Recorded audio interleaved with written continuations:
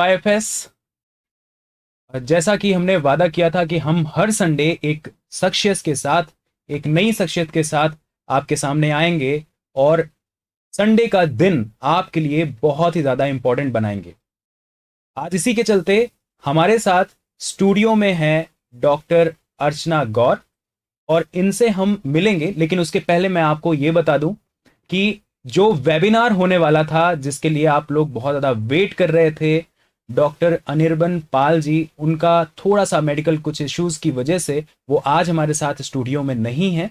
लेकिन हमने आपके संडे के दिन को वेस्ट नहीं जाने दिया है, क्योंकि आज हमारे साथ बहुत ही इंपॉर्टेंट और बहुत ही महत्वपूर्ण शख्सियत हमारे साथ होंगी, जो आपके इस एग्जाम के सफर को और भी ज्यादा आसान और भी ज्यादा मजबूत बनाने में आपकी मदद करेंगी। तो फ्रेंड्स, हमारे साथ जिन शख्सियत को मैं आपसे मिलाने जा रहा हूं, उसके पहले आपने देखा होगा कि आज हम किस मुद्दे पर बात करने वाले हैं। आज राजस्थान लोक सेवा आयोग की जो परीक्षाएं हैं, हम उनसे रिलेटेड कुछ बातें करेंगे और आपको हमारे गेस्ट से हम मिलाएंगे। स्टूडेंट्स, राजस्थान लोक सेवा आयोग का अभूतपूर्व इतिहास है। सन 1923 में ली कमीशन ने भारत में एक संघ लोक सेवा आयोग के स्थापना की सिफारिश की थी। हालांकि इस पर तत्कालीन सरकारों ने कोई विचार नहीं किया और अपनी मर्जी से अपने राज्य सरकार के नियम और नियुक्तियां ये करने के लिए सरकारें स्वतंत्र थीं। लेकिन राजस्थान का जब गठन हुआ तो 22 प्रांतों में से मात्र 3 प्रांत ऐसे थे जिन्होंने जैसे जो जयपुर, जोधपुर और बीकानेर, ये लोक सेवा आयोग में तब कार्यरत थे। रियासतों के एकीकरण के बाद जो गठित राजस्थान था, उसके अंदर 16 अगस्त 1949 को एक अध्यादेश के अधीन आरपीएससी की स्थापना की गई। यह भी डेट याद रखिएगा, क्योंकि हो सकता है अगर आप आरपीएससी के एस्पायरेंट हैं तो आपसे यह सवाल भी पूछा जा सकता है। तो इस इंट्रोडक्शन में मौजूद और इस पूरे सेशन में मौजूद एक एक बात आपके लिए बहुत ज्यादा इंपॉर्टेंट है। हालांकि स्थापना के बाद तुरंत आरपीएससी यानी राजस्थान लोक सेवा आयोग प्रभाव में नहीं आया। इसके बाद इसका प्रकाशन 20 अगस्त सन 1949 को राजस्थान राजपत्र में किया गया। हालांकि 22 अगस्त 1949 को आरपीएससी प्रभाव में आया और अजमेर में इसका मुख्यालय बनाया गया। आरपीएससी तब से लेकर के आज तक विभिन्न प्रतियोगी परीक्षाओं का आयोजन करती है। इसके अंतर्गत कई प्रशासनिक सेवाओं की परीक्षा, इसके अलावा कॉलेज लेक्चरर के एग्जाम की परीक्षा, फॉरेस्ट रेंजर के एग्जाम, एसीएफ, कई सारे एग्जाम हैं जो आप आरपीएससी के अंतर्गत देखते हो। आज हमारे साथ जो स्टूडियो में मौजूद हैं, वो आपके लिए भी बहुत ज्यादा इंस्पायरिंग जो मौका है वो है, क्योंकि आज हमारे साथ स्टूडियो में आरपीएससी 2014 जूलॉजी की टॉपर डॉक्टर अर्चना गौर हमारे साथ स्टूडियो में मौजूद हैं। तो हम स्वागत करते हैं। हेलो मैम, हमारे स्टूडियो में स्वागत है आपका। Thank you sir, thanks a lot. तो मैम, आज हमारे स्टूडेंट्स बहुत ज़्यादा आपसे बहुत सारे सवाल पूछना चाहते हैं और जैसे कई सारे स्टूडेंट्स कह रहे हैं कि हम काफ़ी देर से वेट कर रहे हैं और भी बहुत सारे सवाल हैं बच्चों के। वेरी गुड इवनिंग सबको हमारी तरफ से, और आज जो लेट हुआ उसके लिए भी मैं थोड़ा सा माफ़ी चाहता हूँ। दोस्तों, आज के दिन मैं स्टूडियो में हूँ, मेरे साथ डॉक्टर अर्चना गौर हैं, लेकिन उनके बारे में परिचय आज मैं आपको नहीं कराऊंगा। आज खुद आप उनसे उनका परिचय पूछ सकते हैं, क्योंकि आपके सवाल सीधे डॉक्टर अर्चना गौर लेंगी। और मैं देखता हूं कि तब तक उनके सफर के बारे में, कि जो उनका टॉप करने का सफर रहा वो कैसा रहा, तब तक मैं आपको उनसे बताता हूं। पहले तो मैम, आपको बहुत बहुत कॉन्ग्रेचुलेशन कि आपने टॉप किया 2014 का और फर्स्ट रैंक हासिल की। ये बहुत इंपॉर्टेंट बात है कि आपने फर्स्ट रैंक हासिल की। तो जब आप फर्स्ट रैंक लाई तो क्या ये आपका पहला प्रयास था या इससे पहले भी आपने अटेम्प्ट किए थे आरपीएससी के लिए? सर 2010 में इससे पहले जब आरपीएससी निकली थी तब भी मैंने उसमें रिटन एग्ज़ाम क्वालिफाई किया था और इंटरव्यू मैंने फेस किया था। तो ये इंटरव्यू हुआ 2011 में, 11 अप्रैल मई के आसपास हुआ था। इंटरव्यू ठीक रहा और मुझे उम्मीद थी कि मैं सेलेक्ट हो जाऊंगी, लेकिन अनलकीली उसमें मैं नहीं सफलता मुझे नहीं मिली। लेकिन दोबारा 2014 में जब वांट्स निकली, जब भर्ती निकली, तब उसमें मैंने अपने आप को डिटरमाइन किया, क्योंकि एक बार मुझे इंटरव्यू का एक्सपीरियंस हो चुका था, मुझे पता था कि आरपीएससी में किस तरह के क्वेश्चन आते हैं। तो मैं पूरे डिटर्मिनेशन के साथ नेक्स्ट टाइम वाले अटैम्प्ट में मैंने उसको फेस किया और लकीली जैसा आपने कहा कि टॉपर बनी। तो ये सब जो लगातार जो प्रयास थे मेरे, उसका नतीजा था। और दोबारा जैसे मैं आपको बताना चाहूँगी कि 2015 में, 2011 में जब मेरा इंटरव्यू जिसमें मुझे सफलता नहीं मिली, उसके बाद 2015 में ये वांट्स निकाली गई। उसके बाद 2016 में रिटन एग्ज़ाम हुआ है, 2017 में रिटन एग्ज़ाम का रिज़ल्ट आया है और इसके बाद 2018 में हमारा इंटरव्यू हुआ है। तो आप देख सकते हैं कि आरपीएससी ने कितना लंबा समय लिया, लेकिन इसमें भी धैर्य बनाए रखते हुए हमने अपना फोकस बनाए रखा और फाइनली जो भी सबके आशीर्वाद से, हमारे प्रयासों से फाइनली सफलता मिली। तो ये मेरा दूसरा प्रयास था जिसमें मैंने इसे क्रैक किया। Thank you ma'am. और बहुत सारे हमारे स्टूडेंट्स जो हैं उनके सवाल मैं आपसे पूछूंगा, और तब तक मैं अपने स्टूडेंट्स को कहना चाहता हूं कि आप जितना ज़्यादा से ज़्यादा हो सके इस लिंक को शेयर कर देना, ताकि जितने भी आप जैसे स्टूडेंट हैं, जो आप जैसे एस्पायरेंट्स हैं, वो आकर के मैम से अपने सवाल पूछ सकें। यहाँ पर हम आपके कमेंट्स पढ़ रहे हैं और सारे सवाल मैं कोशिश करूँगा कि यहाँ आज हम स्टूडियो में पूछें मैम से। तो मैम, आपने जैसा कि बताया कि आपका सेकंड अटेम्प्ट था और सेकंड अटेम्प्ट में आपने फर्स्ट रैंक हासिल की। तो मैं आपसे ये जानना चाहता हूँ कि आपने आरपीएससी तैयारी के बारे में कब सीरियसली सोचा कि अब मुझे आरपीएससी करना चाहिए? ये आपका जो स्ट्रेटजी था वो कब से आपने प्लान करना शुरू कर दिया? ये वैसे तो मैं ये बताना चाहूँगी कि मैं क्योंकि एवरेज स्टूडेंट रही, और जैसे हमेशा हर एवरेज स्टूडेंट को अभी अपना गोल क्लियर होता ही नहीं है कि उसे क्या करना है। बिल्कुल वही मेरी स्थिति थी कि बीएससी कर ली है, बीएससी के बाद हमने एमएससी में एडमिशन लिया, और जब हम अपने सीनियर्स को देखते थे कि पीएचडी कर रहे हैं, नेट कर रहे हैं और उसके बाद कॉम्पिटिटिव एग्जाम्स दे रहे हैं, तब हमें अलग अलग चीज़ों का एक्सपोजर हुआ, हमें पता चला। तो हम ग्रेजुअली, जो फ्रेंड सर्कल था मेरा, हम लोग साथ बैठ के ही हर चीज़ की तैयारी करते थे, डिस्कस करते थे। तो ग्रेजुअली पीएचडी के बाद जब पहली बार निकला, आरपीएससी की वांट्स निकली, तब हमने उसका अटेम्प्ट दिया और बहुत कम तैयारी में जब मैंने रिटन क्लियर कर लिया, तब मुझे कहीं ना कहीं कॉन्फिडेंस आया कि शायद मैं अगर अच्छे से करती और अच्छा अपने एफर्ट्स देती तो शायद मैं इसे क्रैक कर लेती। तो इसके बाद जब नेक्स्ट अटैम्प्ट, जब नेक्स्ट वांट्स निकली 2015 की जब बात मैं आपको बता रही हूँ, तो उस समय मैं डिटरमाइन थी और मैंने ग्रेजुअली हर चीज़ जो मेरे पसंद के टॉपिक थे वो मैंने पहले कवर किए। उसके बाद में एक, जैसे हम कहते हैं कि निरंतरता, कंसिस्टेंट मैं अपने स्टडीज़ में रही और लगातार अपने सर्कल्स के टच में भी रही, क्योंकि ये मैं आपको बताना चाहूँगी कि आप अकेले बैठ के पढ़ते हैं उससे कहीं ज़्यादा फ़ायदा होता है जब आप ग्रुप स्टडी करते हैं, आपके जो भी फ्रेंड्स हैं, आपके जो भी लैब मेट्स हैं, उनके साथ बैठ के पढ़ने से। तो जब भी फॉर्म्स आउट हुए उसके बाद में आरपीएससी में कई बार ऐसा होता है कि फॉर्म्स कैंसिल भी होते हैं, री एडवर्टाइज होते हैं। तो बीच का जो टाइम था उसमें भी हम थोड़ा थोड़ा पढ़ते रहे लगातार अपना, क्योंकि टारगेट फिक्स था कि दोबारा वांट्स निकलेंगी, आज कैंसिल हो भी गई हैं तो दोबारा निकलेंगी ज़रूर। तो हमारा फोकस क्लियर था और हम लगातार पढ़ते रहे। और ये ग्रेजुअली टाइम के साथ ही सिंसेरिटी आती है कि आपको किसी चीज़ के लिए प्रिपेयर करना है या आपको टारगेट क्या बनाना है। और एज एन एवरेज स्टूडेंट मैं अब कह सकती हूँ कि ये शुरुआत में सिंसेरिटी नहीं थी।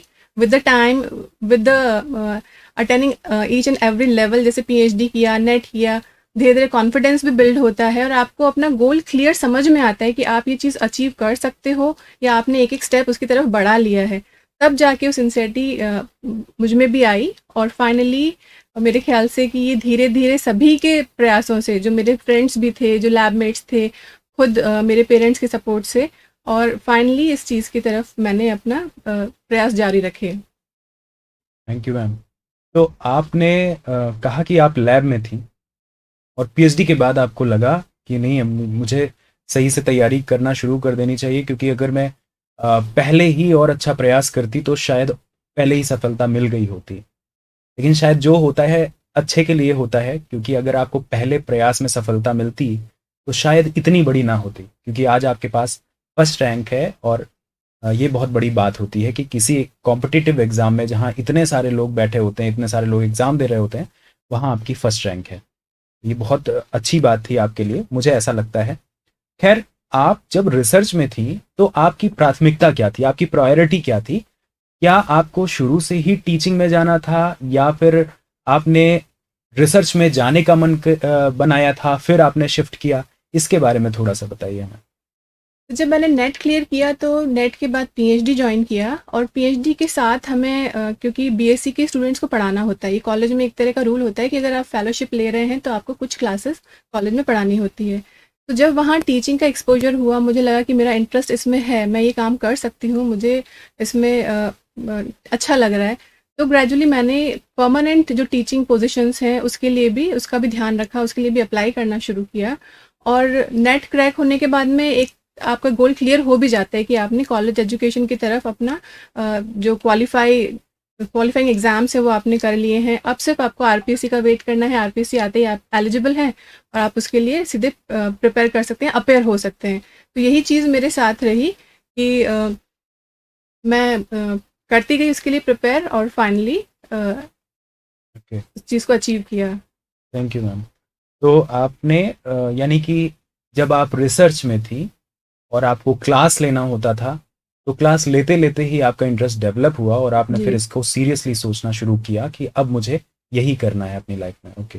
पीएचडी के बाद मैं आपको बताना चाहूँगी कि क्योंकि आरपीएससी काफ़ी सालों बाद अपनी वांट्स निकालती हैं, तो बीच में कई बार ऐसा फेज़ आता है डिप्रेशन वाला है, जब आपके पास क्लियर नहीं होता कि आपको क्या करना है, तब आपको थोड़ा सा फोकस रहना होता है। तो इसमें मैंने जैसे अपने प्रोजेक्ट्स अप्लाई किए थे, इंडिविजुअल प्रोजेक्ट्स, और मैं हमेशा यूनिवर्सिटीज़ के टच में रही। यूनिवर्सिटीज़ में मैंने अपने रिसर्च प्रोजेक्ट रन किए, वहाँ क्लासेस ली, तो इससे कहीं न कहीं मेरा एक बेस जो था वो हमेशा मज़बूत रहा, और एक कॉन्फिडेंस भी रहा कि हाँ, मैं इस फील्ड में अपने आप को आगे एस्टैब्लिश कर सकती हूँ। मैंने अपने साथ वालों को जिनकी स्टडी बीच में छूट गई या किसी कारण से वो कॉलेज के टच में नहीं रहे या स्कूल एजुकेशन में चले गए, उनमें मैंने एक तरह का कॉन्फिडेंस का लैक्यूना देखा कि जब आप अच्छे इंस्टीट्यूशन में नहीं हो तो आप उनको इंटरव्यू फेस करने में कॉन्फिडेंट नहीं होते हो, आपको लगता है कि आप में कुछ कमी है या आप उस लेवल तक पहुँचे ही नहीं हो। तो कहीं न कहीं रिसर्च में रहने से मुझे ये कॉन्फिडेंस भी मिला, और मैं हायर एजुकेशन के टच में रही, ये मेरे लिए हमेशा बेनिफिशियल रहा। और ग्रेजुअली जब पोस्ट आई है आरपीएससी की, तो डेफिनेटली फाइनली मैंने उसमें स्विच किया, क्योंकि गोल मेरा शुरू से वही था। रिसर्च करना एक साइड स्ट्रैटेजी थी कि आपको अपने आप को बिजी रखना है, आपको कॉन्फिडेंट रहना है, आपको अपना फाइनेंशियल लेवल भी ठीक रखना है, क्योंकि जब तक आप अर्न नहीं करते हैं एक एज के बाद, तो कहीं ना कहीं आप में डिप्रेशन आता है। तो ये कॉन्फिडेंस मेरा तभी मेंटेन रहा जब मैं इंडिपेंडेंट रही। तो आपने सुना कि कॉन्फिडेंस अगर मेंटेन रखना है अगर आपको, तो कुछ ना कुछ आपको करते रहना पड़ेगा। जैसे मैम ने कहा कि उनका कॉन्फिडेंस उनको मेंटेन रखना था, इसके लिए उनकी खुद की उनकी अर्निंग हो रही थी, वो अपना खुद का प्रोजेक्ट भी लिख रही थी, बहुत सारी चीज़ें थी, तो अपने आप को इंडिपेंडेंटली डील कर रही थी। तो ये बड़ी इंपॉर्टेंट बात होती है। यानी आपको भी अगर कंसिस्टेंसी चाहिए तो कहीं ना कहीं आपको भी लगे रहना पड़ेगा, अपने कोशिशों को छोड़ना नहीं चाहिए कभी भी। खैर इस समय मैम, खैर इस समय की बात तो आपको पता ही है स्टूडेंट्स की। आज वापस से कुछ दिन पहले ही अभी आपने देखा होगा, अनाउंसमेंट सुना होगा कि आरपीएससी ने फिर से अनाउंसमेंट किया है, जो परीक्षा कैंसिल हो गई थी या जिसको पोस्टपोन किया गया था उसकी डेट वापस आ चुकी है।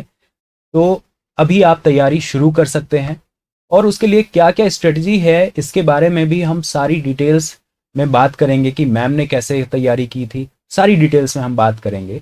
तो आप हमारे साथ कनेक्टेड रहिएगा। और बहुत सारे स्टूडेंट्स के मैं यहाँ कमेंट भी पढ़ रहा हूँ, और जैसे मिलिंद हैं, उनके मैं कमेंट्स देख रहा हूँ, उर्मिला है, संजय है, और सालमा,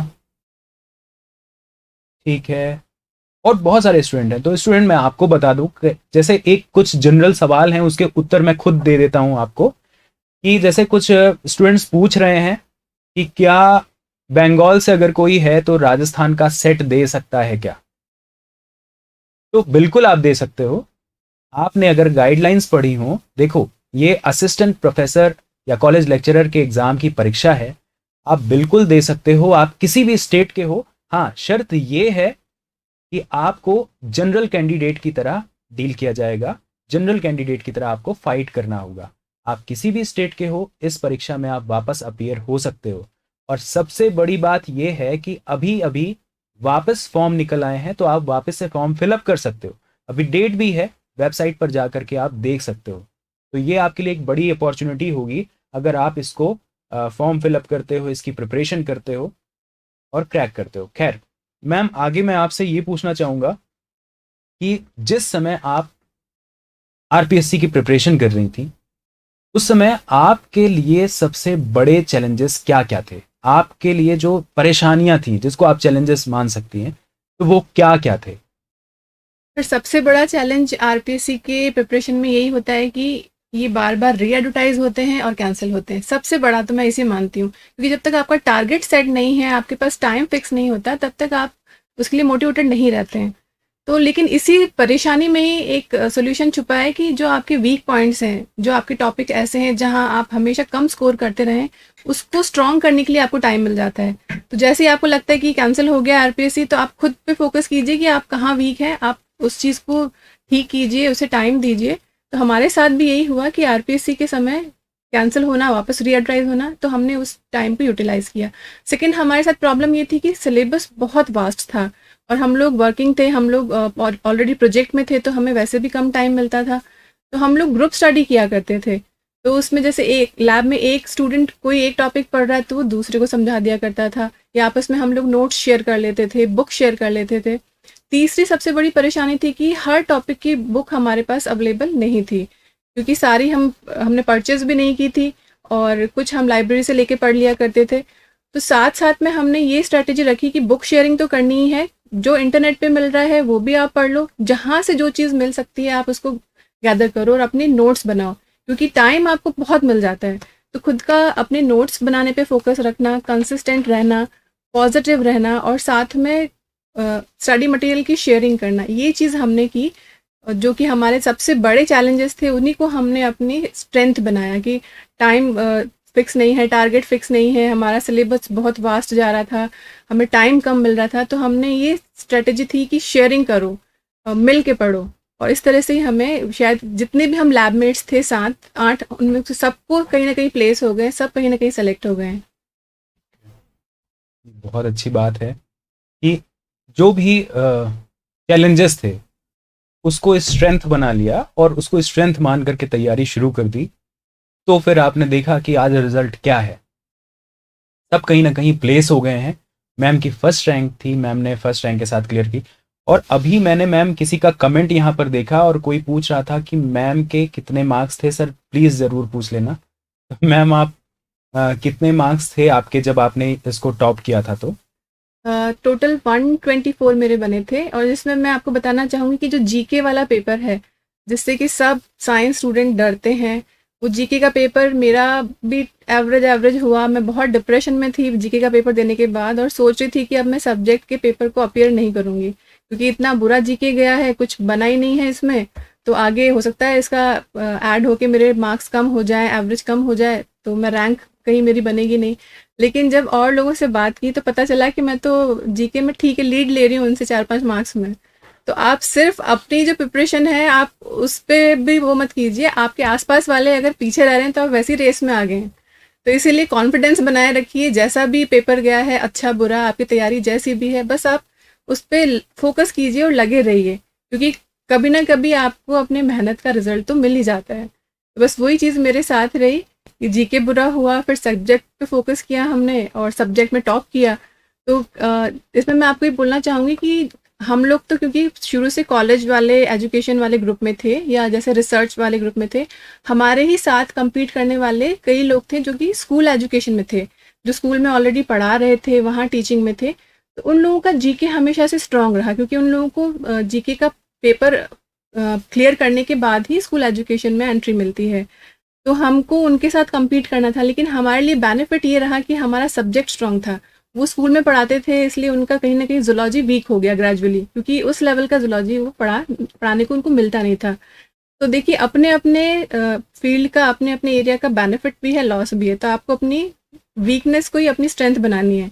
जी के वीक था, कोई बात नहीं, हमने अपना सब्जेक्ट स्ट्रांग कर लिया, तो रेस में आगे आ गए। तो ये अच्छा, आप लोगों का भी बहुत सारा सवाल होगा इसके जीके के बारे में भी, और मैं यहाँ पर कई सारे स्टूडेंट ये पूछ रहे हैं कि नेट निकालना ज़रूरी है क्या? जी 2022 के बाद अब पॉलिसीज चेंज हो रही हैं, अब पीएचडी होल्डर्स को भी इक्वली वेटेज दिया जाएगा, लेकिन अभी तक नेट सेट की जो कंपल्शन है वो बनी हुई है। तो देखा आपने, सुना मैम ने बोला कि अभी चेंज हो गई हैं पॉलिसीज, हालांकि पीएचडी स्टूडेंट्स को भी उतना ही वेटेज है जितना सीएसआई नेट वालों को ही है। तो अभी तो आपको, अगर आपके पास नेट है तो ये आपका एक एडवांटेज है, बहुत बड़ा एडवांटेज है। सेट है तो भी आपके पास एडवांटेज है।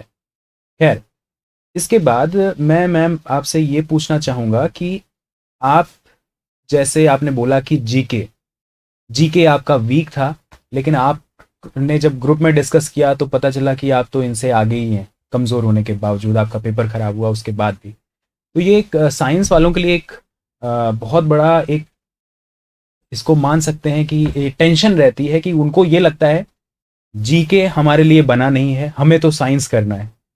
तो जीके को कैसे डील करें, कैसे इसकी पढ़ाई करें, और इसको साथ साथ लेकर के चलना हो तो कैसे करें, उसके लिए क्या स्ट्रेटजी होनी चाहिए? देखिए जीके को साइंस वाले कभी अपना सब्जेक्ट मानते ही नहीं है, क्योंकि उसमें हिस्ट्री है, ज्योग्राफी है, पॉलिटिक्स है, तो हमें लगता है कि ये हमारा है ही नहीं। हमने तो साइंस पढ़ी है, हम साइंटिस्ट पढ़ते हैं, हम डिस्कवरीज पढ़ते हैं, लेकिन अब यहाँ आके आरपीएससी ने फंसा दिया, क्योंकि जीके तो पढ़ना ही पड़ेगा आपको। तो यही चीज़ हमारे साथ हुई जब 2015 में 14 में वांट्स निकली। जब मैंने पहला प्रयास दिया था तब जीके का पेपर नहीं था, और सेकेंड अटैम्प्ट जब मैंने दिया तब ये नया पेपर इंट्रोड्यूस हुआ, और साथ ही में हम लोगों का जो पेपर था एग्जामिनेशन ऑनलाइन कर दिया गया। तो ये भी दो बड़े चैलेंजेस थे कि जीके पढ़ना पड़ेगा, और दूसरा ऑनलाइन का हमें एक्सपोजर नहीं कि किस तरह से एग्ज़ाम होता है ऑनलाइन। तो वो पहली बार आरपीएससी ने किया था। तो इसमें जीके, जैसे आप साइंस स्टूडेंट हैं, आपको पता है आपके सारे साथ compete करने वाले भी साइंस के हैं, तो सबकी लगभग मैं कहूँगी कि सबकी स्थिति एक जैसी होती है। कुछ उनमें से जो स्कूल एजुकेशन में जा चुके हैं या जिन्होंने कभी आरएस फाइट किया है, डेफिनेटली वो आपसे बेटर पोजीशन में होंगे, लेकिन ऐसी कंडीशन में आप अपने सब्जेक्ट को स्ट्रॉन्ग कर लीजिए। और जहाँ तक सिर्फ और सिर्फ जीके की अगर हम बात करते हैं, तो आप शुरुआत जब करते हैं जीके पढ़ना, आप उसे रिलेट नहीं कर पाते। ये बिल्कुल मैं मानती हूँ, क्योंकि मैंने ये चीज़ फेस की है। तो आपको शुरुआत ऐसी चीज़ों से करनी चाहिए जो इंटरेस्टिंग हो। जैसे जो भी हम स्टोरीज सुनते हैं, आप कभी भी जोधा अकबर मूवी देखेंगे तो आप उसमें बोर नहीं होंगे, उसके फैक्ट्स आप भूलेंगे नहीं। तो बिल्कुल आपको शुरुआत इसी तरह से करनी है कि जो राजस्थान के किंग्स रहे हैं, जो किंगडम रहे हैं, उनकी स्टोरीज आप पढ़ो, सिंपल लाइट मूड में पढ़िए, और ग्रेजुअली आप उसको लर्न करने वाले मोड पे स्विच कर जाइए। या दूसरा, जैसे हमने ये किया था कि हमारे आसपास जो भी लोग हैं, कई लोगों का एक्सेंट अलग होता है, कई लोग अलग भाषा में बात करते हैं, थोड़ा सा आप उन पर ध्यान दीजिए कि ये कौन सी लैंग्वेज बोल रहे हैं। तो उससे आपको आइडिया होता है कि आप जो हैं जिस रीजन में, जैसे मैं जोधपुर से थी, तो हम लोग मारवाड़ एरिया से थे, और कई लोगों की बोली अलग थी, तो हम उनसे पूछते थे कि आप क्या लैंग्वेज बोल रहे हो, तो पता चलता है कि ये भरतपुर से है, तो वो एरिया कुछ अलग कहलाता है, कोई मेवात एरिया से है, कोई मेवाड़ एरिया से है। तो ये ग्रेजुअली चीज़ें आसपास देख के जितनी सीख सकते हैं, उतना पढ़ने से आप नहीं सीखते। तो जीके में ये है कि आप थोड़ा थोड़ा टाइम दीजिए, आसपास की चीज़ों को देखिए, आपके आसपास जो लोग हैं उनसे इंटरेक्ट कीजिए, उनका कल्चर पूछिए, जानिए। तो ग्रेजुअली ये चीज़ें आपको याद रहेंगी और आप उनसे रिलेट कर पाएंगे। और जैसे जीके में हमारे कई चीज़ें ऐसी होती है कि आप लोकल लैंग्वेज क्या है, फोक ड्रेसेस क्या है, फोक लोर्स क्या होती हैं, तो ये आप चीज़ें देख के ही सीख सकते हैं। बहुत ज़्यादा इनको रटा नहीं जा सकता, क्रैम नहीं किया जा सकता। और मेरे केस में मैं ये बताना चाहूँगी कि हम लोग सभी लैब में साथ मिलके पढ़ते थे, और कोई भरतपुर से है, कोई बांसवाड़ा से, कोई मेवाड़ मेवात। तो ये एक तरह से हम तो पूरे राजस्थान का एक जैसे क्रक्स वहाँ इकट्ठा था। हम एक दूसरे को अपने एक्सपीरियंस सुनाते थे, अपने अपने एरियाज़ की स्टोरी सुनाते थे, अपने एरियाज़ के जो भी फेस्टिवल्स हैं उसके बारे में बताते थे। ये बहुत ईजी वे में मैं कहूँगी कि मैं लकी रही कि मेरे लिए हो गया।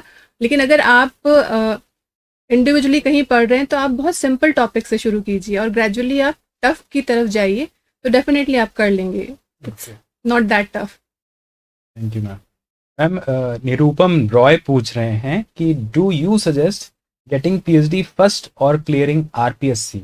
तो मेरे ख्याल से तो मुझे ये लगता है कि आप पीएचडी करें और उसके बाद वेट करें आरपीएससी। आरपीएससी के एग्ज़ाम ऐसे पोस्टपोन होते हैं, जैसे मैम ने बताया कि वैकेंसी कब की थी और फिर उन्होंने कब किया आरपीएससी क्लियर, उसमें कई सारे साल लग गए। तो एक ये भी बड़ा फैक्टर रहता है कि हो सकता है कि आपकी एज तब तक चली जाए, बिल्कुल इसलिए अभी मौका है तो अभी आपको कर लेना चाहिए। बिल्कुल। तो मैम आप इसके बारे में क्या सजेस्ट करती हैं कि जैसे एक और मैंने क्वेश्चन यहाँ पर देखा था कि यहाँ पर नेट के लिए और आरपीएससी के लिए सिलेबस क्या अलग अलग है, या नेट की तैयारी करें तो आरपीएससी क्लियर हो जाएगा, या आरपीएससी कर रहे हैं तो नेट क्लियर हो जाएगा? तो इनके सिलेबस में थोड़ा सा क्या डिफरेंस होता है, वो थोड़ा सा अगर मुझे बता सकें तो। आरपीएससी में काफ़ी कुछ हिस्सा जो नेट का सिलेबस है वो इंक्लूड कर लिया गया है अब 2015 से। और लेकिन इसमें फिर भी डिफरेंस ये है कि आप जैसे जूलॉजी से हैं तो आपका मेजर पोर्शन जूलॉजिकल बेस्ड रहेगा। अगर आप बॉटनी में आरपीएससी दे रहे हैं तो आपको बॉटनी बेस्ड रहेगा। और कुछ चीज़ें ऐसी होती हैं सॉरी, कुछ चीज़ें ऐसी होती है जो डेफिनेटली नेट से ली गई है, नेट के सिलेबस से ली गई, जैसे टूल्स है, टेक्निक्स है, बायोटेक है, मॉलिक्यूलर बायोलॉजी है, या माइक्रोबायो है। ये दोनों में कॉमन रहेगी, ये नेट में भी कॉमन है, ये बॉटनी के आरपीएससी में भी कॉमन है, और ये जूलॉजी वाले में भी कॉमन है। तो कुछ चीज़ें definitely you will be sharing with different subjects, but your subject will be separate. Subject आपका हमेशा अलग ही होगा। Thank you ma'am. Komal Singh का सवाल है कि क्या आरपीएससी के लिए नेट ज़रूरी है क्या? तो अभी अभी इसका आंसर हमने दिया है। मैम से एक बार हम जान लेते हैं आरपीएससी के लिए नेट ज़रूरी है, पीएचडी ज़रूरी है? एक लाइन में मैम अगर आप बता सकें तो। आपके पास नेट है तो बहुत अच्छा, लेकिन अगर सेट है तब भी आप आरपीएससी के लिए क्वालिफाइड हैं। और अब जो पॉलिसीज चेंज हुई हैं उसमें आप 2022 से अगर सिर्फ पीएचडी होल्डर हैं तब भी आप आरपीएससी फाइट कर सकते हैं। लेकिन अगर आज की बात करें तो या तो नेट या सेट, दोनों में से एक डिग्री आपके पास होनी ज़रूरी है। Thank you ma'am. तो आपने सुना रुचा का भी यही सवाल था कि क्या पीएचडी कंपलसरी है? तो देखो, पीएचडी कंपलसरी नहीं है रुचा, क्योंकि अभी मैम ने जैसे बताया कि अगर आपके पास नेट है तो भी आप आरपीएससी के लिए एलिजिबल हैं, आपके पास सेट है तो भी एलिजिबल हैं। 2022 के बाद अगर आपके पास नेट सेट नहीं है, आपके पास केवल पीएचडी की डिग्री है, तो भी आप एलिजिबल हैं। लेकिन हाँ, अभी आपके पास नेट या सेट का होना ज़रूरी है। आपके पास मान लीजिए कि अभी ये दोनों भी नहीं है, तो आपको अगले एग्जाम की तैयारी के लिए जो मोटिवेशन चाहिए, आप यहां पर सोचिए कि आरपीएससी के फर्स्ट रैंक होल्डर से बात कर रहे हैं, तो आप उनसे मोटिवेशन लें, अपने भी एग्जाम की तैयारी के लिए पूछें। क्योंकि मैम सीएसआईआर की भी टॉपर रही हैं, इन्होंने सेट भी क्वालिफाई किया है। तो उस सभी एग्जाम के बारे में मैम से हम जानेंगे क्या स्ट्रेटजी रहती है। पहले मैं आरपीएससी के बारे में ही बात कर लेता हूं। जीके के बारे में आप जान चुके हैं कि जीके की तैयारी के लिए क्या करना चाहिए। मैम ने बताया कि मूवीज से आप शुरुआत कर सकते हैं और ऑब्जर्वेशन अपनी शार्प रखिए, कि ऑब्जर्वेशन से आपको रीजनल लैंग्वेज और बहुत सारी चीज़ें नोटिस होना शुरू हो जाती हैं और आप उनके पीछे पढ़ करके उनको आसानी से मेमोराइज कर सकते हो, याद कर सकते हो, रटना नहीं पड़ेगा। तो अभी प्रियांश जी थोड़ा सा इंटरप्ट करूंगी। एक चीज़ इसमें मैं बताना चाहूँगी कि जब आप जीके की तैयारी करते हैं तो आप किस एरिया में रह रहे हैं, आपकी सिटी कौन सी है, आपका डिस्ट्रिक्ट कौन सा है, जो चीज़ें आप रिलेट कर सकते हैं खुद से, आप सबसे पहले शुरुआत उससे भी कर सकते हैं। कि जैसे मैं जोधपुर में हूँ, मैं मारवाड़ में हूँ, तो मैं इसके बारे में जानूँ, इसके बारे में पढूं। तो उसमें कहीं भी क्रैमिंग नहीं आती है, कहीं भी आपको मेंटल बर्डन फील नहीं होता, क्योंकि आप वो चीज़ें आसपास देख रहे हैं। और ग्रेजुअली आप अपने एरिया से दूर के जो एरियाज़ हैं उनके बारे में पढ़ना शुरू कीजिए। तो शुरुआत आप अपने एरिया से कीजिए, अपने डिस्ट्रिक्ट से कीजिए, या अपने किसी पहचान वाले के एरिया से कीजिए, तो वो आपके लिए ईजी रहता है। और इस तरह से आपका जीके में इंटरेस्ट ग्रेजुअली बढ़ता भी है। तो मैम एक ये भी सवाल है कि सब्जेक्ट ही अगर हम बात करें, आपने कहा कि आपका जीके का पेपर उतना अच्छा नहीं गया था, हालांकि फिर भी आप अपने साथ वालों से 2-4 मार्क्स आगे ही थी, लेकिन आपने सब्जेक्ट में टॉप किया। तो सब्जेक्ट बहुत इंपॉर्टेंट है इसका मतलब, क्योंकि सब्जेक्ट में टॉप करने की वजह से जीके का पेपर खराब हो गया, पर सब्जेक्ट में टॉप करने की वजह से मैम का फर्स्ट रैंक आया। तो मैम सब्जेक्ट की तैयारी कैसे करें? और सब्जेक्ट के लिए आपने आपने क्या किया था, आपने क्या स्ट्रेटेजी अपनाई थी सब्जेक्ट के लिए, तो उसको थोड़ा सा अगर बता सकें तो। आरपीएससी में क्योंकि सर सिलेबस बहुत वास्ट है, सबसे बड़ी समस्या ही हमारे साथ ये है कि सिलेबस देख के ही घबरा जाते हैं, लगता है कि इतना हमसे कवर हो नहीं पाएगा। तो शुरुआत आप वही है सिंपल टॉपिक्स से कीजिए जिसमें आपको इंटरेस्ट आ रहा है, जो आपको इजीली याद हो रहे हैं, ऐसे टॉपिक्स लीजिए, उनके नोट्स बनाइए और ग्रेजुअली आप स्विच कीजिए जब आपको टाइम मिलता है, जब आपका मूड ठीक है, जब आप आराम से पढ़ सकते हैं, कोई डिस्टर्बेंस नहीं है, तब आप टफ टॉपिक्स लीजिए जिनको पढ़ने में एक्चुअली आपको एफर्ट लगते हैं, जिनको याद करने में समय लगता है। तो आप इस तरह के टॉपिक्स पे स्विच कर सकते हैं। और हमेशा मैं सजेस्ट करूँगी कि आप अपने खुद के नोट्स बनाइए। आप कहीं से नोट्स ले लेते हैं या बुक्स ले रहे हैं, that is well and good, लेकिन जब आप खुद अपने हाथ से कोई भी एक लाइन लिखते हैं तो वो डेफिनेटली आपको हमेशा याद रहती है। और आरपीएससी में क्योंकि ये एमसीक्यूज बेस्ड है तो ये भी हमारे लिए एक बेनिफिट है। बहुत लंबा चौड़ा आप ना भी याद करें, सिर्फ एक टर्म्स याद कर लेते हैं, डेफिनेशन याद कर रहे हैं, कुछ पर्टिकुलर पॉइंट्स याद करते हैं, तब भी आप कई सारे क्वेश्चंस को सॉल्व कर सकते हैं। तो आप पूरा चैप्टर पढ़िए, उसमें देखिए कि क्या टॉपिक्स हैं, क्या इंपॉर्टेंट टर्म्स हैं जो ऑलरेडी हाईलाइटेड होते हैं बुक्स के अंदर। आप उन्हीं को लीजिए, उन्हीं के पे बेस्ड जो भी क्वेश्चंस हैं आप वो मेमोराइज कीजिए। तो इस तरह से सब्जेक्ट के आराम से आपकी तैयारी हो सकती है। और यहाँ पे फिर मैं यही सजेस्ट करूँगी कि जहाँ तक पॉसिबल हो आप ग्रुप स्टडी कीजिए, क्योंकि उसमें आप कभी बोर नहीं होते, आपका जो भी एनवायरनमेंट है वो लाइट रहता है और जो टॉपिक आपको नहीं समझ में आ रहा वो कोई और बड़ी आसानी से बहुत आराम से आपको एक्सप्लेन कर देता है। जैसे किसी का हो सकता है कि बायोटेक वाला पोर्शन स्ट्रांग हो, किसी का मॉल बायो स्ट्रांग होता है, और कई बार हम ऐसा होता है कि जो हमें चीज़ पसंद नहीं है हम उस पर फोकस भी नहीं कर पाते, कई बार चाह के भी हम उसे नहीं पढ़ पाते। तो ऐसे में आप अपने साथियों से, आपकी जो भी फ्रेंड्स हैं, लैबमेट्स हैं या आपके साथ पढ़ने वाले हैं, उनसे आप इसमें हेल्प ले सकते हैं, उनको हेल्प कर सकते हैं। तो this is the key, sharing and cooperation is the key for everything, be it GK और be it your subject. Thank you ma'am. Ma'am हमें आप ये भी बताएं कि जूलॉजी के लिए जब आप प्रिपरेशन कर रही थी तो आपने जूलॉजी के लिए कौन कौन सी बुक प्रेफर की थी और किस तरह का गाइडेंस आपने प्रेफर किया था, तो उसके बारे में भी हमारे स्टूडेंट को अगर आप कुछ बता सकें तो ये हेल्प होगी। जूलॉजी में जैसे आरपीएससी में आप देखेंगे कि जो मेजॉरिटी ऑफ पोर्शन है वो इनवर्टिब्रेट्स और वर्टिब्रेट्स वाला पोर्शन कवर कर रहा है। तो इसके लिए मैंने जो आरएल कोटपाल है, ये बुक हमेशा आप देखेंगे कि हिंदी में भी अवेलेबल है और इंग्लिश में भी है। कई स्टूडेंट्स को ये प्रॉब्लम होती है कि हमको हिंदी में ही बुक चाहिए, तो RL Kotpal book definitely it is available in both the languages. इसके अलावा सेल बायोलॉजी के लिए मैंने सीबी पावर ली थी। Then for physiology I had AK Berry, और एम्ब्रोलॉजी, जेनेटिक्स और इवोल्यूशन इसके लिए वीर बाला रस्तोगी, इथोलॉजी के लिए रीना माथुर। इस तरह से। और इसके अलावा मैं ये कहना चाहूँगी कि आपके आसपास जो भी बुक्स अवेलेबल है, जो आपने बीएससी में पढ़ी है, एमएससी में पढ़ी है, जो आपके पास ऑलरेडी हैं, आप उसको पढ़िए।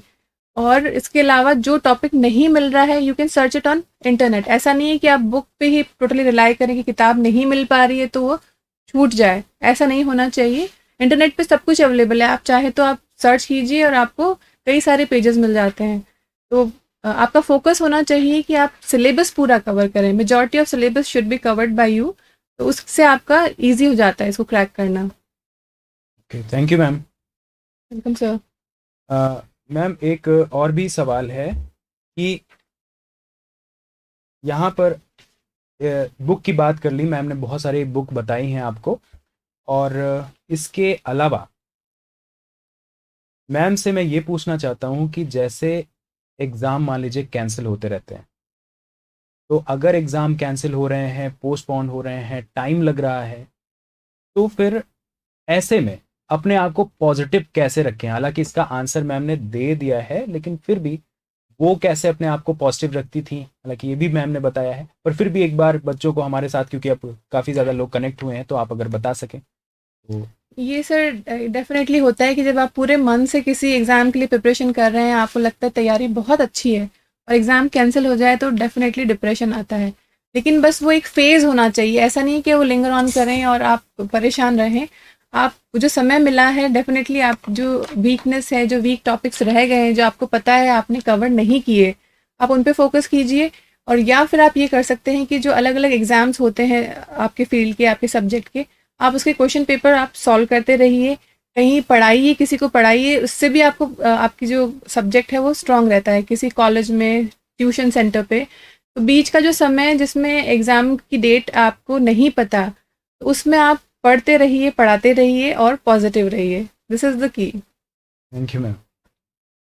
मैम एक और सवाल है सचिन का।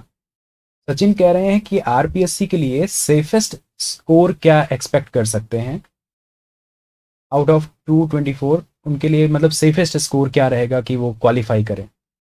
तो ये डेफ़िनेटली वैरी करेगा, हर एग्ज़ाम में वैरी करेगा, क्योंकि मैंने आपको ये कहा कि आप रेस कैसे जीत रहे हैं, वो सिर्फ़ आप पे भी डिपेंड नहीं कर रहा, साथ वाले कितना ज़ोर लगा रहे हैं, कितना तेज़ भाग रहे हैं, उस पे डिपेंड करता है। तो ये एक कोई मेरे बताने से या किसी के भी बताने से क्राइटेरिया फिक्स नहीं होता है। सबका प्रिपरेशन लेवल क्या है, पेपर कैसा गया है, पेपर किस तरह का आया है, उस पे डिपेंड करता है। और एटलीस्ट आप 60% से अबव आप किसी भी कंडीशन में, कि आपको कभी भी पेपर आपको दे दिया जाए तो आप उससे ज़्यादा स्कोर कर सकते हैं, इतनी आपकी कॉन्फिडेंस लेवल या प्रिपरेशन आपका होना चाहिए।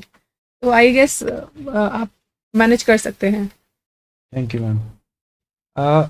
मैम आपके लिए तो काफ़ी ज़्यादा चैलेंजेस थे, और बहुत सारे जो लड़कियां हैं, जो मैरिड हैं, उनके लिए भी कई सारे चैलेंजेस रहते हैं। और आप भी मैरिड थी उस समय जिस समय आपने ये क्वालिफाई किया, क्लियर किया और आपने टॉप किया। तो मैरिड लाइफ को लेकर के और किसी कॉम्पिटिटिव एग्जाम की प्रिपरेशन को लेकर के जो बैलेंस होता है वो आपने कैसे मेंटेन किया, और उस दौरान आपकी पर्सनल लाइफ में किस तरह से चैलेंजेस आते थे, ताकि बच्चे भी अपने से रिलेट कर पाएँ और ये सोच पाएँ कि हाँ, मुझे भी तो ऐसी परेशानी है। तो कम से कम आपसे वो थोड़ा सीख पाएँगे कि हाँ, आपने कैसा बैलेंस किया, अगर आप उनको कुछ गाइड कर पाएँ तो। इसमें मैं सर कहना चाहूँगी कि अगर आप बैचलर हैं, स्पेशली गर्ल्स, और आप कोई एग्ज़ाम दे रहे हैं, तो आप बहुत ब्लेस्ड हैं कि आप अपने घर में बैठे हैं, आप अपनी मम्मी को बोल सकते हैं कि अभी आप चाय पकड़ा दो, खाना पकड़ा दो या पानी दे दो। लेकिन अगर आप मैरिड हैं, तब भी डेफ़िनेटली अपने गोल्स क्लियर रखिए, पॉजिटिव रहिए, और जो समस्याएँ हैं, सॉल्यूशन भी हमको डेफ़िनेटली उन्हीं में से मिलता है। आस-पास अगर नेगेटिव लोग हैं, कई बार ऐसा होता है कि आप नए एनवायरनमेंट में हैं, कोई सपोर्ट नहीं है, नेगेटिविटी बहुत ज़्यादा है, तब आप खुद को स्ट्रांग रखिए कि आपको सक्सेसफुल होके दिखाना है। नेगेटिव लोगों में से, बीच में से निकल के आपको आगे बढ़ना है। और कहीं न कहीं अपना सपोर्ट सिस्टम आप खुद तैयार कीजिए। अपने फ्रेंड्स हैं, नेबर हैं, जहाँ से आपको सपोर्ट मिल सकता है, या मान लो किड्स हैं आपके, तो आप उनको कहीं छोड़ के थोड़ी देर पढ़ाई कीजिए। आप वर्क लाइफ बैलेंस खुद ही सेट करना पड़ेगा, क्योंकि हर दिन आपके लिए एक नया चैलेंज होता है। तो आपको, अगर आप रात में पढ़ने में कंफर्टेबल हैं, तो आप उसमें अपना एक टाइम ज़ोन सेट कीजिए कि सब कुछ वाइंड अप करने के बाद में आपको ये समय तो अपने लिए रखना है जिसमें आप अपना एन्जॉयमेंट या अपना टीवी देखना, वो सब चीज़ें सैक्रिफाइस करके सिर्फ पढ़ाई पे फोकस करेंगी। जैसे अगर मैं मेरी बात करूँ, तो 9 या 10 ओ क्लॉक तक जैसे सब कुछ वाइंड अप करके I use to study till 1 o'clock. तो कुछ लोगों को सुबह पढ़ने की आदत होती है, तो आप सुबह के स्लॉट में जल्दी उठ के पढ़ सकते हैं, क्योंकि फाइनली बैलेंस तो आपको खुद को ही करना पड़ेगा। समस्याएं आपकी है तो सॉल्यूशन भी आपको खुद ही उसमें से निकालना होता है। Thank you ma'am. Thank you so much ma'am. और काफ़ी सारे सवाल हैं, और उनके लिए मैं आपसे वापस पूछता हूँ। कई सारे बच्चे सवाल पूछ रहे हैं आपसे, उनमें से जो एक सवाल बार बार आ रहा है, तो उसको मैं पूछता हूँ कि 124 मार्क्स जो आपके आए, क्या वो विदाउट इंटरव्यू अचीव किया था? वो केवल रिटन एग्जाम के मार्क्स थे? सर ये इसमें इंटरव्यू के मार्क्स भी इंक्लूडेड थे। हमारे टाइम में जीके का पेपर मैं कहूँगी कि बहुत ज़्यादा टफ था। तो जो लोग आरएस की प्रिपरेशन करते रहे हैं कई सालों तक, उनके भी मेरे ख्याल से 20-21 मार्क्स बने थे आउट ऑफ 50। तो इसलिए हमारे बैच में टोटल, या जो हम कहें कि जो क्वालिफाइंग मार्क्स थे, वो बहुत कम रहे। तो जैसे अभी एक स्टूडेंट ने पूछा कि कितने होने चाहिए, ऐसा कोई क्राइटेरिया फिक्स नहीं है। अगर पेपर टफ है तो सभी के मार्क्स नीचे जाएंगे, पेपर इजी तो सभी के ऊपर जाएंगे। तो ये मेरे विद इंटरव्यू थे मार्क्स। इंटरव्यू में मुझे आउट ऑफ 24 15 मार्क्स मिले थे। ओके, तो आउट ऑफ 24 15 मार्क्स आपको इंटरव्यू में मिले, और ये जो आपने टोटल मार्क्स बताया 124, ये इंटरव्यू के साथ इंक्लूड थे? जी। ओके, ठीक है मैम। तो यहाँ पर और भी सवाल हैं, जिसमें एक बार बार एक सवाल आ रहा है और ये लिखते हैं कि ma'am I can not clear CSIR NET yet, तो how will prepare for both exam simultaneously. ये दोनों एग्जाम को कैसे बैलेंस करें, इसके बारे में ये कुछ सजेशन मांगना चाहते हैं, तो इसके बारे में अगर आप कुछ बता सकें। कुछ चीज़ें जो सिलेबस में कॉमन है वो आप साइमल्टेनियस पढ़िए, उसमें मुझे लगता नहीं कि कोई परेशानी होनी चाहिए। वो सारे टॉपिक्स आप वो कर सकते हैं। मेरे को लगता है मेजॉरिटी ऑफ द पोर्शन जो है वो कॉमन ही है। Biotech is there, microbiology is there, genetics is there. इसके अलावा आपका सब्जेक्ट डेफिनेटली कुछ इसमें भी आता है नेट में, और आरपीएससी में डेफिनेटली ज़्यादा आता है उसका पोर्शन। तो आप देखिए कि आपके सामने एग्ज़ाम की डेट कौन सी डिक्लेयर हो चुकी है, आप अपना फोकस उस अकॉर्डिंग शिफ्ट कीजिए। अगर आपके सामने आरपीएससी की डेट सेट है, आपको पता है कि ये एग्ज़ाम इस दिन होता नज़र आ रहा है, तो आप पूरा फोकस उस पर रखिए। और अगर CSIR की नेट की डेट पहले है तो आप अपना फोकस और अपनी स्ट्रैटेजी उस अकॉर्डिंग चेंज कर सकते हैं। Okay, thank you ma'am. Santosh पूछते हैं कि सेट का एग्ज़ाम कब होता है, सिलेबस क्या रहता है। संतोष, इसके बारे में आप हमारी वेबसाइट पर जा कर के पता कर सकते हैं, पूरी डिटेल्ड इन्फॉर्मेशन वहाँ पर रखी है। तो उसके लिए आपको थोड़ा सा मेहनत करना पड़ेगा, और कई सारे वीडियो भी सेट के बारे में पड़े हैं हमारे IFS ऑनलाइन इसी पोर्टल पर जहाँ पर आप हो। तो अगर अभी तक आपने सब्सक्राइब नहीं किया था तो चैनल सब्सक्राइब कर लेना, आपको सेट से रिलेटेड भी सारी इन्फॉर्मेशन मिल जाएगी। आपको किसी भी स्टेट का सेट होता है, इवन अभी तमिलनाडु सेट का डेट अनाउंस हुआ है तो उसकी इन्फॉर्मेशन भी हमारे वेबसाइट पर है, और उसका अनाउंसमेंट भी हमारे इसी पोर्टल पर पड़ा हुआ है, तो आप उसको भी देख सकते हैं। तो किसी भी स्टेट का आएगा तो आपको इन्फॉर्मेशन मिलती रहेगी। मैम, एक सवाल और है कि रवि सैनी पूछ रहे हैं कि ये पेपर ऑनलाइन होगा या ऑफलाइन, इसके बारे में आपका क्या कहना है कि किस तरह का मोड हो सकता है इस पेपर में। जीके का जो पेपर है ये जनरली ऑफलाइन होता है, और सब्जेक्ट का पेपर ऑनलाइन होगा। जैसे मैं अपने एक्सपीरियंस से बता रही हूँ, इस बार कोविड की कंडीशन में देखते हैं गवर्नमेंट क्या चेंजेस लाती है। Otherwise GK is normally conducted offline and subject is conducted online. Okay, thank you ma'am. अब यहाँ पर और भी कई सारे सवाल हैं, उनमें से मैं कुछ सवाल जैसे पूछना चाहूँगा कि इंटरव्यू का मैम कितना रोल रहा आपकी सक्सेस में।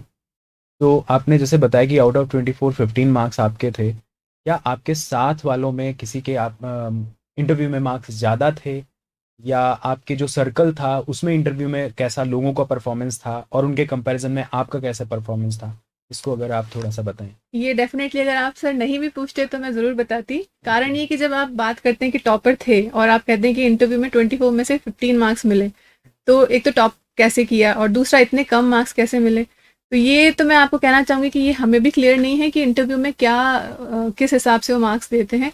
लेकिन आप लोगों को जो अब आरपीएससी फाइट करेंगे उनके लिए बहुत अच्छी बात ये है, बेनिफिट ये है कि अब ज़्यादा ट्रांसपेरेंट है चीज़ें। जैसे मेरा फर्स्ट अटेम्प्ट मुझे ध्यान है, उसमें टोटली इंटरव्यू बेस्ड था, तो उसमें आपने पीछे कितना स्कोर किया है वो कुछ मायने नहीं रखता, और इंटरव्यू में क्या चीज़ देखी गई वो आप उनसे क्वेश्चन नहीं कर सकते कि आपने अच्छा परफॉर्म किया था, आपने सारे क्वेश्चन के आंसर दिए और आपका सिलेक्शन क्यों नहीं हुआ। You cannot question anyone. लेकिन अब क्या है कि आपके पास अलग अलग स्टेप्स हैं एग्जाम के। आपके पास जीके का पेपर है, आपके पास 2 सब्जेक्ट के पेपर हैं, और लास्ट में आपके पास इंटरव्यू का ऑप्शन है। तो आप कहीं ना कहीं अपना परफॉर्मेंस बढ़िया रख के सेलेक्ट तो हो ही सकते हैं। आपका जीके वीक है तो आप सब्जेक्ट इंप्रूव कर लीजिए, सब्जेक्ट वीक है तो आप जीके इंप्रूव कर लीजिए, और फाइनली सबका कंक्लूड करके अगर आपको लगता है कि पर्सनालिटी वाइज, प्रेजेंटेशन वाइज आप बहुत अच्छे हैं, तो आप डेफिनेटली आप इंटरव्यू में जाके एक्सेल करेंगे। दूसरा, कहीं ना कहीं इंटरव्यू में ये होता है कि कोई अगर आपके एक्सपर्ट परिचित आ जाते हैं, ये बहुत बिल्कुल सच बात है कि एक्सपर्ट अगर परिचित हैं तो डेफिनेटली 2-4 नंबर ज़्यादा दे के जाते हैं। तो ये हम लोगों के साथ भी हुआ है कि कई लोगों के 24 में से 21 मार्क्स भी आए हैं, और उन्होंने बताया भी है कि हाँ वो परिचित हमारे एक्सपर्ट आ गए थे, तो उन्होंने डेफिनेटली ये चीज़ का ध्यान रखा कि ये हमारे कॉलेज का बच्चा है, हमारे यहाँ से निकला है, तो उसको अच्छे मार्क्स दिए जाएँ, ध्यान रखा जाए। अच्छा, ये भी ओके, ठीक है। तो इंटरव्यू के अंदर अगर बहुत ज़्यादा परफॉर्मेंस नहीं है आपकी अच्छी, तो भी आप टॉप तो कर सकते हैं, क्योंकि फर्स्ट रैंक मैम की आई है और उनके इंटरव्यू में 24 में से 15 मार्क्स ही थे। तो किसी के 21 मार्क्स भी थे, ये भी आप ध्यान रखिए, मैम ने अभी अभी बताया। किसी के 20। इसमें प्रियांश जी एक चीज़ बताना चाहूँगी कि जब हमारा जीके का एग्ज़ाम हुआ, जब हम लोगों का सब्जेक्ट का एग्ज़ाम हुआ, तो जब थ्योरी की एग्ज़ाम का रिज़ल्ट आया तो पूरे राजस्थान में जिन जिन ने क्लियर किया था उन लोगों ने एक व्हाट्सएप ग्रुप बनाया और उस व्हाट्सएप ग्रुप में हम लोग अपने अपने मार्क्स शेयर करते थे, जो भी हमने टेंटेटिव कैलकुलेशन किया था, क्योंकि पेपर हमारे पास था तो हमें पता था कि ये हमारा राइट हो गया, ये हमारा रॉन्ग हो गया। तो सब ने कैलकुलेट करके अपने मार्क्स उसमें शेयर किए। तो मैं थ्योरी वाइज उस टाइम में सेकंड रैंक पे चल रही थी। तो कहीं ना कहीं ये कॉन्फिडेंस तो था कि मान लो अगर मुझे इंटरव्यू में 2 नंबर भी दिए जाए, 0 भी दिए जाए, तो मैं इंटरव्यू ये एग्ज़ाम तो क्रैक कर लूँगी। अब ये डिपेंड ये करता है कि रैंक कब बनेगी, जब मुझे मार्क्स ठीक दे दी जाए, ठीक मिल जाए। तो इसलिए आप कहीं भी किसी भी एक स्टेप पे रिलाय मत कीजिए, डरिए मत कि इंटरव्यू खराब गया या जीके खराब गया। आपके पास कई जगह परफॉर्म करने के स्टेप्स आएंगे, तो अपना कॉन्फिडेंस वापस मेंट कीजिए और वापस तैयारी में लग जाइए। Thank you ma'am. मैम एक ये भी सवाल था, क्या आपने कोचिंग ली थी क्या इसके लिए जब आप प्रिपेयर कर रही थी? तो ये भी अभी किसी ने पूछा है सवाल कि आपने कोचिंग ली थी क्या इसके लिए, कोई गाइडेंस लिया था? मैंने नेट के लिए ज़रूर कोचिंग ली थी और वो एक डेफिनेटली बेस बनाता है, क्योंकि जब आप ये सारे टॉपिक्स पहले पढ़ चुके होते हैं, नेट क्लियर कर चुके होते हैं, तो आप में कॉन्फिडेंस तो रहता है कि हाँ, आप कोई भी एग्ज़ाम आगे जाके मेहनत करोगे तो डेफिनेटली आपको सक्सेस मिलेगी। और आरपीएससी के केस में क्योंकि मैं ऑलरेडी प्रोजेक्ट में थी, हमें 10 to 5 कॉलेज में स्टे करना होता था, हमारे अपनी वर्क रिस्पॉन्सिबिलिटीज़ होती थी, तो उस समय मुझे कोचिंग का टाइम नहीं मिला। तो मैंने, जैसे मैंने पहले भी कहा कि आपके जो चैलेंजेस हैं, जो परेशानियां हैं, उन्हीं में सॉल्यूशन मिल जाता है। जब हम 10 से 5 कॉलेज में रुकते थे, तो अपने रिसर्च वर्क के अलावा जितना समय मिलता था वो हम लोग सारे लैबमेट्स बैठ के पढ़ाई किया करते थे, अपना एक दूसरे को बताया करते थे कि आज किसने क्या टॉपिक पढ़ा है, किसने कौन से क्वेश्चन सॉल्व किए हैं, किस टॉपिक में कौन सी नई चीज़ उनको पढ़ने को मिली। तो बिना कोचिंग के भी एक तरह से मैं कहूँगी कि हम लोगों की ग्रुप स्टडी से एक दूसरे को पढ़ा के ही कोचिंग होगी। तो ये चीज़ डेफिनेटली आप कीजिए। आजकल ये ऐसा माहौल है, जैसा मैं सुनती हूँ या देखती हूँ, कि लोग अपनी बुक्स भी शेयर नहीं करते हैं। इससे कोई फ़ायदा नहीं होगा। आप जितना शेयर करेंगे, जितना पॉजिटिव रहेंगे, जितना कॉपरेट करेंगे, उतना अच्छा रिजल्ट मिलता है लाइफ में। ये बात सही है। मैम ने कहा कि उन्होंने नेट की प्रिपरेशन के लिए कोचिंग ली थी, क्योंकि उसके लिए आप बेस बनाते हो, तैयार करते हो, और फिर उसके बाद फिर कोई भी कॉम्पिटिटिव एग्जाम अगर आप निकालना चाहते हो तो कम से कम आपका विजन क्लियर रहता है, आपका बेस क्लियर रहता है, जिसके आधार पे आप तैयारी कर सकते हो। तो इसके साथ मैम एक सवाल है, ये मेरा सवाल है कि आप टॉपर हैं और आपने आरपीएससी फर्स्ट रैंक अचीव किया, तो क्या आप हमेशा से टॉपर रही हैं या फिर कैसे, या ये रैंक आपको जब आपको मिली तो कैसा महसूस हुआ, और क्या लाइफ थी आपकी इससे पहले की? सर, हमेशा से टॉपर रहने वाली जो बात है, ये मेरे लिए भी बहुत एक प्लेजेंट सरप्राइज था, फर्स्ट रैंक अचीव करना। और क्योंकि मैं जैसे आपको बता रही हूँ कि हमने एक व्हाट्सएप ग्रुप बना लिया था, इसलिए हल्का सा हिंट तो मिल गया था कि कहीं ना कहीं रैंक में तो आएंगे, और टॉप आना डेफिनेटली एक सरप्राइज था। और सर, शुरू से जैसे मैं बताऊँ, मैं एवरेज स्टूडेंट रही हूँ, 60s में मार्क्स आते रहे हैं, कभी जैसे आजकल के बच्चे लाते हैं 80s 90s, ऐसा कभी नहीं हुआ हमारे साथ। एवरेज स्टूडेंट रही हूँ, लेकिन मल्टीटास्किंग रही हूँ। जैसे मैं कल्चरल एक्टिविटीज़ में भी थी, एनसीसी में, स्पोर्ट्स में, हर चीज़ में। तो शायद एवरेज होने का बेनिफिट भी रहा और अलग अलग चीज़ों का एक्सपोजर रहने का बेनिफिट भी रहा। तो ऐसा नहीं है कि आप एवरेज हैं तो आप टॉप नहीं कर सकते, आप कंसिस्टेंट है तो definitely you can achieve anything. Thank you ma'am. तो आपने ये देखा कि मैम ने बताया, मैं आपको थोड़ा सा समराइज करता हूँ लाइफ के बारे में। मैम के सामने जो चैलेंजेस थे उनमें से मैं आपको बताता हूँ। मैरिड लाइफ, पीएचडी कर रही थी, 10 से 5 की कम से कम इतना टाइम लैब में देना पड़ता था। उसके बाद घर पे जा करके उनको मैनेज करना पड़ता था, सारी चीज़ें मैनेज करना पड़ता था क्योंकि मैरिड हैं। तो उसके बावजूद फर्स्ट रैंक लाना ये बहुत इंपॉर्टेंट है, क्योंकि ये आम बात नहीं है। आप जब अपने घर में हो और तैयारी कर रहे हो, अभी आप में से कितने सारे लोग ये प्रिपरेशन के लिए कितने फ्री रहे होंगे, लेकिन आप ये सोचो कि कितना ज़्यादा चैलेंज था कि 10 से 5 कहीं और देना है, उसके बाद आकर के घर को मैनेज करना है और फिर पढ़ाई भी करनी है। तो ये बहुत इंपॉर्टेंट बात थी। मैम एक और सवाल है कि जैसे अब 3 महीने बाकी रह गए हैं, तो 3 महीने के लिए क्या स्ट्रेटजी होनी चाहिए? क्या 3 महीने के अंदर आरपीएससी क्लियर किया जा सकता है?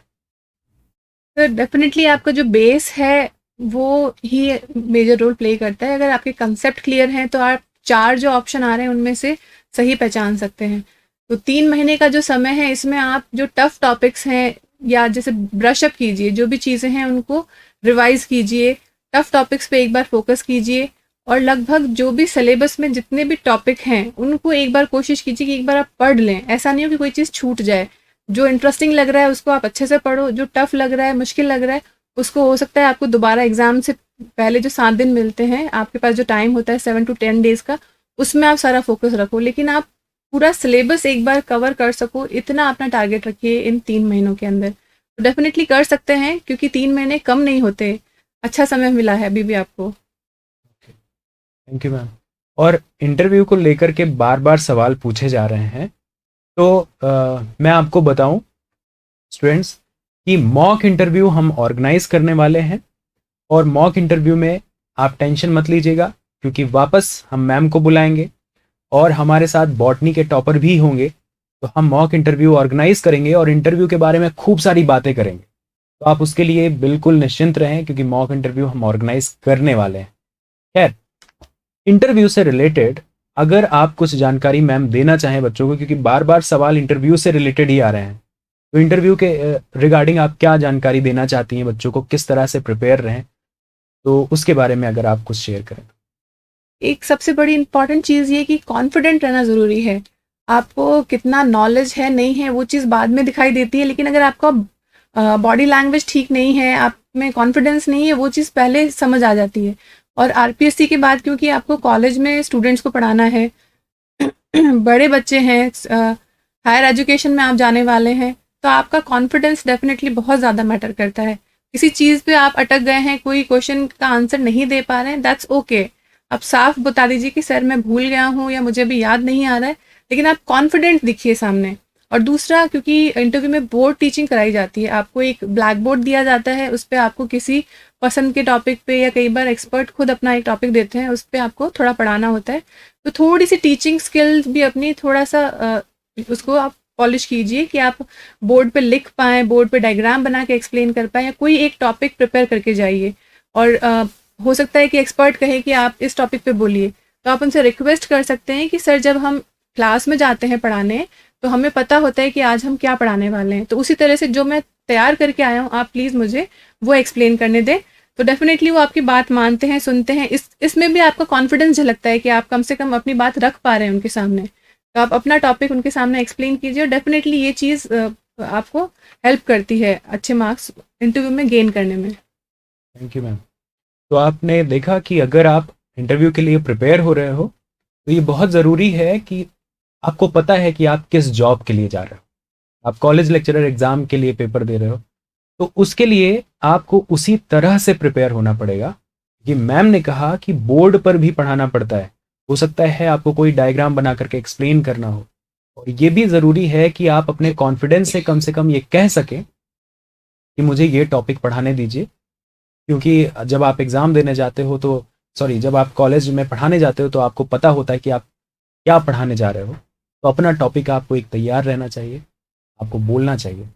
खैर, इंटरव्यू से रिलेटेड बहुत सारी बातें हैं जिसको हम बाद में भी डिस्कस कर लेंगे।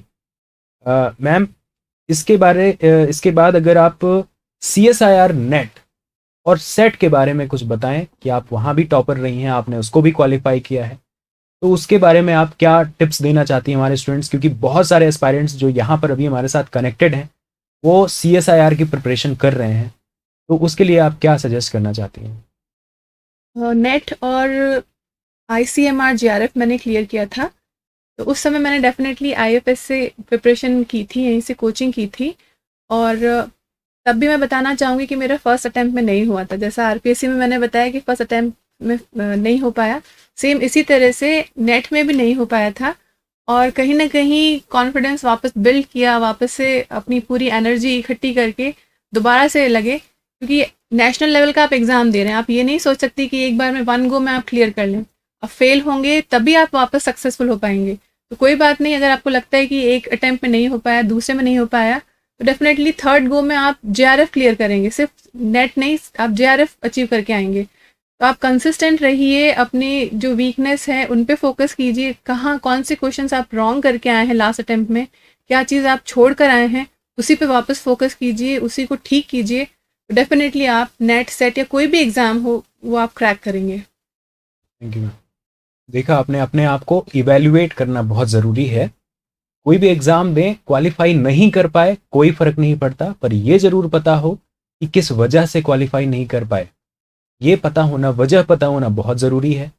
कंसिस्टेंसी को मेंटेन रखना बहुत ज़रूरी है, क्योंकि जब वजह पता होगी, कंसिस्टेंसी मेंटेन होगी, तो आप अपनी वीकनेस को दूर कर पाएंगे, वहाँ पर फोकस कर पाएंगे। मैम ने ये सारी बातें हमसे आज की।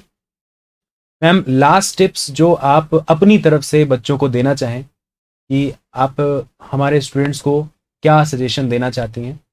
सवाल तो बहुत सारे हैं, अ, बहुत सारे सवाल मैं देख रहा हूँ। इंटरव्यू के लिए भी जो क्वेश्चंस हैं, मैं इंटरव्यू के लिए मैंने आपको बता दिया है स्टूडेंट्स कि इंटरव्यू के लिए हम मॉक इंटरव्यू ऑर्गेनाइज करेंगे और यूट्यूब पर सीधे आपके सामने मॉक इंटरव्यू आएगा। तो आप बिल्कुल निश्चिंत रहें उसके लिए, बस हमारे साथ जुड़े रहिएगा। मैम से हम लास्ट टिप्स पूछ लेते हैं कि मैम, लास्ट टिप्स हमारे स्टूडेंट्स को क्या देना चाहती हैं?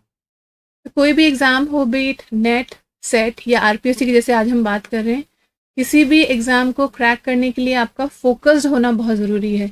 हर दिन आपका अलग होता है, हो सकता है आप 3 से 4 घंटे रोज़ नहीं पढ़ पा रहे हैं, किस दिन आपने 6 घंटे पढ़ाई करी, किस दिन आप आधे घंटे पढ़ पा रहे हैं, लेकिन कंसिस्टेंट रहिए, रेगुलर स्टडी करते रहिए, पॉजिटिव रहिए।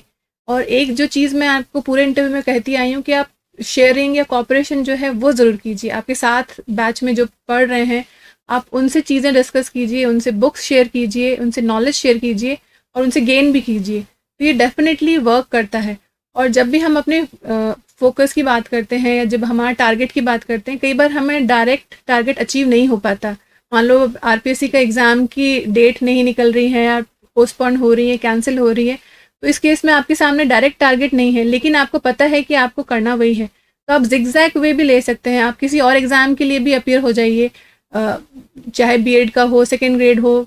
आपको अलग अलग एग्ज़ाम फाइट करते रहना चाहिए, जिससे कि आपका बेस बना रहे, आपका जो फंडामेंट है वो क्लियर रहे और आपकी प्रिपरेशन ग्रेजुअली स्ट्रांग होती जाए। तो स्ट्रैटेजी यही होनी चाहिए कि stay focused. Thank you ma'am. तो फोकस रहने के लिए मैम ने कहा कि आप डिफरेंट डिफरेंट एग्ज़ाम में भी अपियर हो सकते हैं, क्योंकि जब आप एग्ज़ाम में अपियर होते रहेंगे तो आपका कंसिस्टेंसी तो मेंटेन रहेगा ही, उस एग्ज़ाम के लिए आपको पढ़ना भी पड़ेगा और पढ़ने के लिए आपको बार बार जीके देखना पड़ेगा, पढ़ने के लिए आपको बार बार सब्जेक्ट को ब्रशअप करना पड़ेगा। तो बहुत सारी बातें हैं जिसकी वजह से आप अपने टारगेट के लिए शार्प होते जाते हो। तो ये बहुत इंपॉर्टेंट बात मैम ने बताई। तो फोकस रहना ज़रूरी है और अपने एग्ज़ाम के बारे में सोचते रहना ज़रूरी है। देवांग पूछ रहे थे सेमिनार के बारे में, वेबिनार के बारे में। वेबिनार देवांग पोस्टपोन हुआ है, क्योंकि जो सर आने वाले थे डॉक्टर अनिर्बन पाल, उनका कुछ हेल्थ इशू की वजह से वो आज नहीं आ पाए, तो पोस्टपोन किया गया है। नेक्स्ट संडे हम उस वेबिनार को ज़रूर लेंगे। तो करंट अफेयर्स के प्रिपरेशन की स्ट्रेटजी के भी कुछ सवाल हैं मैम, इसलिए मुझे इंपॉर्टेंट लगा, इसलिए मैं आपसे पूछना चाहता हूँ। तो थोड़ा सा समय और लूँगा मैं आपका। और ये जो करंट अफेयर्स का प्रिपरेशन है, इसको कैसे प्रिपेयर करें आरपीएससी के लिए, और ये कितना इम्पोर्टेंट है आरपीएससी के पॉइंट ऑफ व्यू से, उसको भी अगर आप एक्सप्लेन करें। डेफिनेटली जीके जब हम पढ़ते हैं तो जीके में करंट अफेयर्स का एक बहुत इम्पॉर्टेंट रोल है। और इसके लिए जैसे आपके एग्ज़ाम की डेट अनाउंस हो गई है, तो साथ ही साथ जो मार्केट है उसमें करंट अफेयर की बुक्स आने लगी होंगी। तो आप जैसे जीके के लिए लक्ष्य की बुक ले सकते हैं, ल्यूसेंट की ले सकते हैं, और साथ ही में करंट अफेयर्स की जो भी आ रही हैं, बहुत छोटी बुक्स होती हैं जिनमें अभी रिसेंट पास्ट जो है उसमें जो भी डेवलपमेंट हुए हैं वो पब्लिश्ड होते हैं। तो आप वो परचेज़ कीजिए। साथ ही में आप न्यूज़पेपर रोज़ पढ़िए। कई बार ये होता है कि आप आरपीएससी के इंटरव्यू के लिए जा रहे हैं और जो मॉर्निंग की जो हेडलाइंस थी वो आप मिस कर गए और क्वेश्चन उसी पे बनता है, तो उसमें आपका बहुत बड़ा वीकनेस दिखाई देती है कि आपने आज सुबह का पेपर ही पढ़ा नहीं। पीछे का तो करंट अफेयर्स बाद की बात होगी, जो पेपर है वो भी रोज़ पढ़िए आप।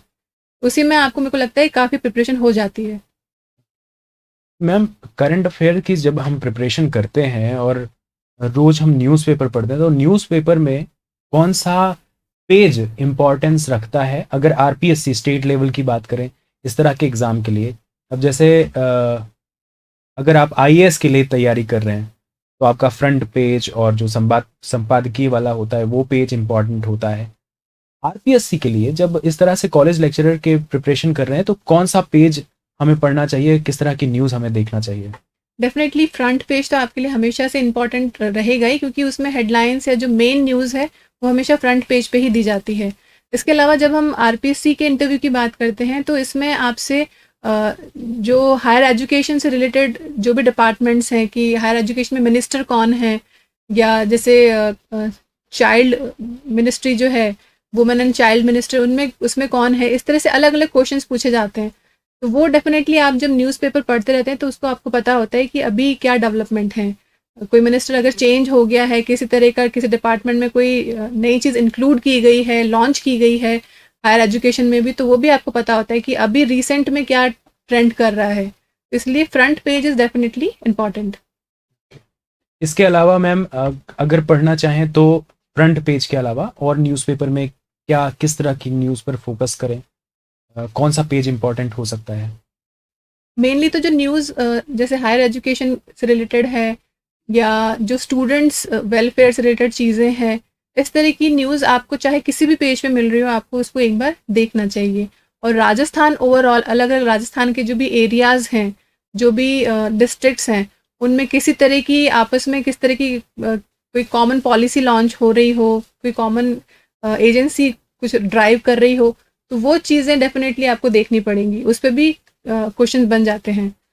तो basically focus on Rajasthan particular districts and particular your own area, क्योंकि आप अपने एरिया के बारे में अगर जवाब नहीं दे पाते हैं तो वो बहुत बड़ा वीकनेस लगता है कि आपके एरिया में क्या चल रहा था, वहाँ कौन कलेक्टर कौन है, वहाँ पे अभी संभागीय आयुक्त कौन है, इस तरह की जो चीज़ें हैं वो आपको पता होनी चाहिए।